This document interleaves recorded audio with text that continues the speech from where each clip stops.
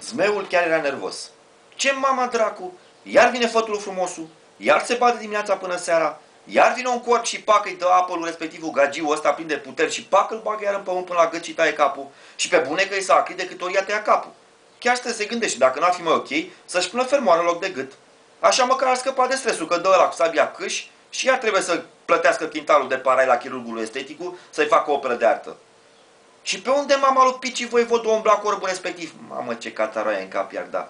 De fapt, nu, stai, înainte să sucească gâtul, ce sentiment mișto îl încearcă, nu mai gândindu-se la asta. Ar trebui să afle ce fel de picătură de apă e aia de la alimentează pe fătul frumosul. Pe barba lui barba albastră, păi da, la cum începe ăla să forne, să bâțe în toate încheieturile când o înghite, cu așa apă s-ar băga mai bine în afaceri, cu energizante. Și atunci să vezi buzunarul gros și prințesele cum escadează ele zidul castelului să vină la el. Nu să stea mironosițe toată ziua, bună ziua, în vârful castelului, semnalizând spre toate zările să vină cavalerul alb pe armură și cu un cal în brațe. Nu, că pe bune era nervos. Făt frumos era turbat de nervi. Nu apucase bine să scoale și iar observă că a dispărut prințesa. Rahat prăjit, ia în pizda măsii de fază, dar chiar așa, era a treia noapte, numai săptămâna asta când era luată de zmeu. Dar mai ducă-se pe pustic, el să sătura de până peste cap. Iar să-și pună armura pe căldura asta, iar să-l bată soarele în ea până-l coace, de ajunge plăcintă răscoaptă la castelul zmeilor, plus că e somn. Măcar să vorbească cu ea din guvernul Tasu, să-i pună metro la el, de la el la zmeu, măcar să știe o treabă. A, nu, stai că așa nu mai merge.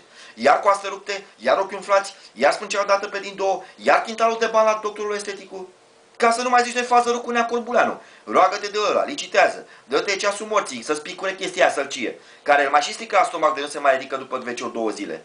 Și în cartofii prăjiți de la McDonald's. Asta nu poate să urle când o ia? Să zică ceva, să dea din membre, din cap, din păr, din ce-o putea. Dar el altă treabă n-are? Ia uite-te la vărsul Simbat. Nu tu bătaie de cap, nu tu zmei, nu tu prințese dezrăpit. Se plimbă omul baștan pe lume. Treabă n-are alta.